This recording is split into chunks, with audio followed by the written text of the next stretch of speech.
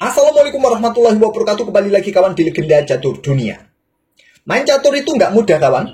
Dalam posisi unggul pun terkadang kita lengah. Dan bang, artinya kita dibom oleh musuh. Kalah kita. Tapi jangan malu kalau kalian melakukan blunder kawan. Magnus saja blunder. Pecatur terbaik dunia saat ini Magnus saja blunder. Kalah oleh Domara Juku guys dalam posisi yang unggul kawan. Begitu juga dengan Hikaru Nakamura kemarin dalam permainan Armageddon dalam posisi yang bagus, unggul, ternyata melewatkan langkah terbaik, benteng meluncur, ambil pion G2, diikuti menteri, skak garbuan benteng C8. Pemain-pemain kuat macam mereka saja blunder kawan, apalagi kita jangan malu. Nah, hari ini kita bahas blunder-blundernya para pemain top dunia. Tadi kita sudah melihat permainan Magnus Carlsen. Kemarin kita melewatkan permainannya Hikaru Nakamura melawan Arjun. Dan inilah permainan Hikaru Nakamura. Ada yang merequestnya kawan. Langsung saja ke papan analisis. Di permainan Armageddon kawan. Hikaru Nakamura pegang hitam. Dan Arjun pegang putih. Mengawal dengan kuda F3. Ada pion D5, pion C4 kawan. Tentu pengorbanan sementara ya masih bisa diambil nanti gampang lah. Jadi pion E6, pilihan Nakamura, kita temui permainan Queen's Gambit Decline di atas papan. Pion D4, ada kuda F6, permainan tiga kuda dari Queen's Gambit Decline kita dapat sekarang kawan. Nah umumnya, hitam akan melanjutkan pengembangan gajah E7 untuk mempercepat rokade, sangat prinsipal, atau bermain dengan pion C6, untuk berikan jalan bagi menteri kalau ingin keluar ya. Bermain dengan semi-slav defense kawan, piramida pion. Tapi kalian juga harus siap-siap bagaimana nanti kalian harus berpikir mengeluarkan gajah terang ini. Itulah langkah-langkah yang paling banyak diambil. Nakamura memilih dengan pion A6 saja untuk kontrol peta B5 sementara. Saat lawan bermain dengan permainan sayap, kita mulai gebrakan di petak pusat. Itulah yang dilakukan oleh Arjun. Dengan pion C pukul pion D5, pion E ambil balik pion D5, gajah terang segera keluar kawan. Di sini gajah F4 terlebih dahulu. Kemudian ada pion C6. Perkuat posisi rantai pion kawan dan buka diagonal bagi menteri kalau ingin keluar. Pion E3, ada gajah D6. Yang paling banyak mungkin lebih kalian sukai dengan gajah F5. Bisa juga gajah D6, langkah bagus. Kuda H5 juga langkah bagus. Oke, menantang pertukaran, chop. Kemudian di sini menteri C2, lanjut Arjun. Kuda BD7, ada gajah D3. Kemudian rokade. Nah, sekarang benteng langsung keluar. Benteng E8, lanjut Nakamura. Diikuti benteng AB1. Ada pion A5 untuk hentikan laju pion ini kawan. Dan seperti yang kalian lihat ya, sudah tidak ada keseimbangan posisi pion. Ya, mungkin ada harapan buat Nakamura bisa meloloskan pion bebas, kita lihat saja. Pion H3, pion B6 saja, pilihan dari Nakamura. Kemudian benteng FC1, ingin menekan pion lajur C kawan, ada gajah B7. Dan pion A3. Membuat langkah menunggu kawan, melihat respon Nakamura seperti apa. Dan Nakamura merespon dengan tantangan pion C5. Ya kalau gak dicaplok mungkin akan dorong terus mendapatkan ruang. Berharap nanti dengan pion mayoritasnya ada beberapa pion yang bisa lolos. Gajah B5 terlebih dahulu. Hentikan laju pion B kawan. Di sini ada benteng E C8 menghindari pin dari gajah. Juga persiapan bermain di lajur C kawan. Membuka lajur C. Benteng D1. Di sini kuda mundur ke F8 dulu. Nah menteri F5. Lanjut Arjun Erigaisi. Kemudian menteri E7. Saling tahan diri, tidak melakukan jual beli di lajur C kawan. Dan kuda A4 menekan pion yang di sini. Nah, gajah C6. Menteri D8. Sementara untuk menjaga pion ini langkah kuat. Mungkin ide Arjun berikutnya kuda ke E5 kah atau kuda ini kembali ke C3.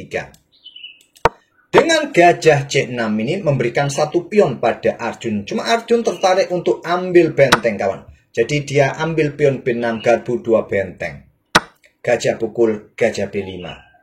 Bang, katanya dapat satu pion. Bagaimana jalurnya bang? Nah seperti ini jalurnya kawan. Gajah pukul gajah, benteng ambil balik sembari menjaga pionnya. Bisa dilanjut dengan pion D pukul pion C5, pion D ambil balik pion C5. Selanjutnya kuda C3. Pion ini mendapatkan 3 kali tekanan kawan. Nah, kalian bisa mendapatkan satu pion bebas. Sulit untuk backup, anggap contoh dengan langkah benteng D8 ya tetap ya. kekurangan dukungan tentu akan dicaplok langsung. Tapi Arjun memilih untuk ambil benteng, udah ambil pion B6, gajah pukul gajah B5, artinya menyerahkan 2 perwira minor untuk mendapatkan benteng plus 1 pion kawan. Nah, menteri C7. Untuk coba ambil kuda di sini. Ada pion dipukul pion C5, benteng ambil balik kuda terlebih dahulu, pion masih dalam posisi terancam, bisa disokong langsung dengan pion B4 kawan ya. Kalaupun pion pukul pion, nah coba lihat. Putih punya pion yang cukup bagus. Tapi sayangnya Arjun geser benteng di C1 untuk pertahankan pion, memberikan kesempatan Nakamura kunci pion putih di sayap menteri kawan. Dorong pion kah? Ya di end pasen ya. Pion ini akan terpisah, tetap menjadi pion-pion lemah. Sayangnya tidak bermain dengan pion B4, tapi dengan benteng AC1 Arjun. Kuda D4, gajah ke J4.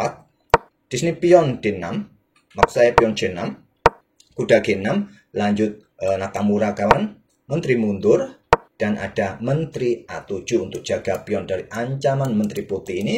Kemudian menteri C3, kuda E7, dan benteng D1. Ada opsi lain dengan pion B4 langsung kawan. Nah, bisa kalian koneksikan dua pion ini, tentu end pasen ya, pasen sini, sini, sini. Kemudian mungkin kuda ambil pion C6 ini.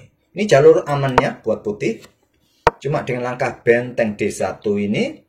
Nah, sudah saatnya kuda ini bisa ditempatkan kalau di peta E4 bagus. Tapi Nakamura pion H6. Buka ruang nafas buat raja atau juga sebagian bentuk langkah menunggu dengan pion H6 ini. Benteng BC1. Sebaruskan kuda E4. Menteri E1. Dan Raja H7 rekomendasi terkuat engine atau kuda ke J5 kawan.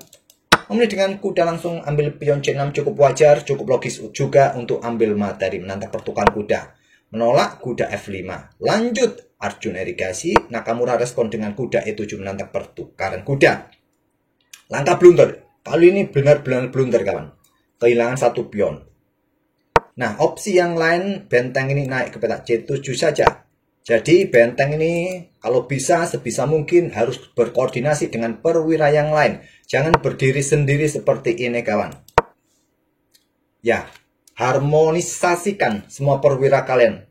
Saling bertautan, harus sinkron. Supaya kalau terjadi baku hantam, saling support, saling dukung.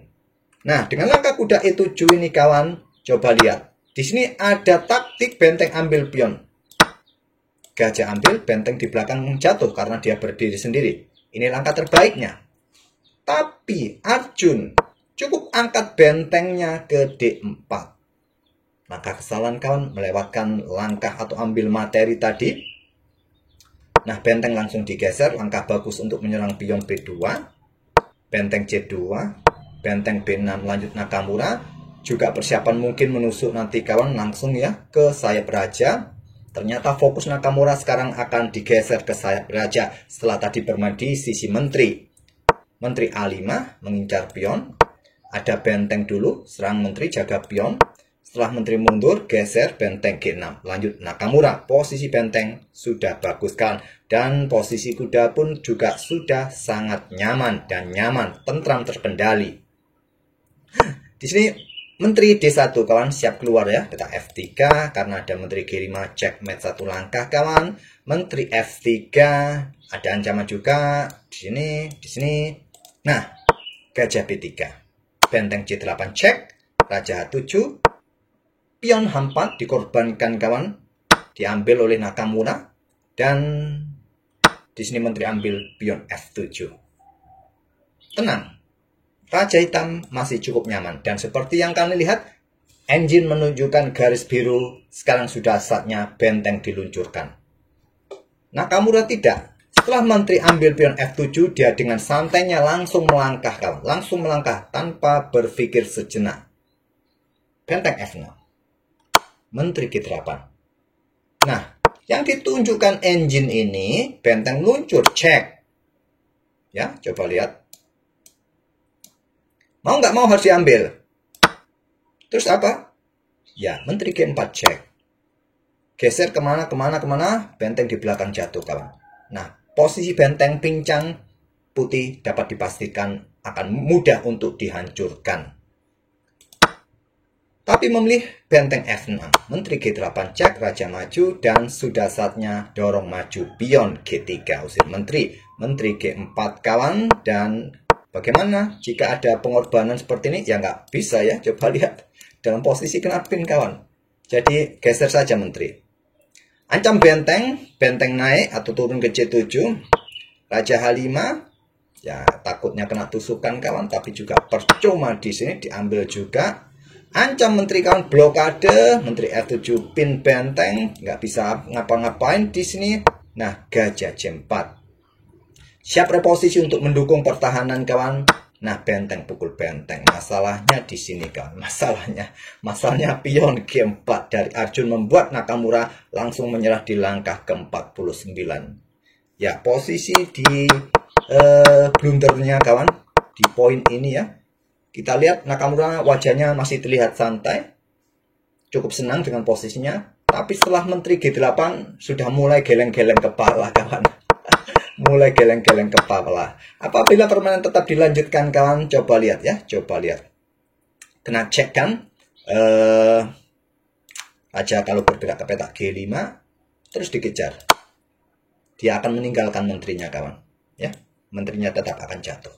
Dan tak perlu kita lanjutkan lagi.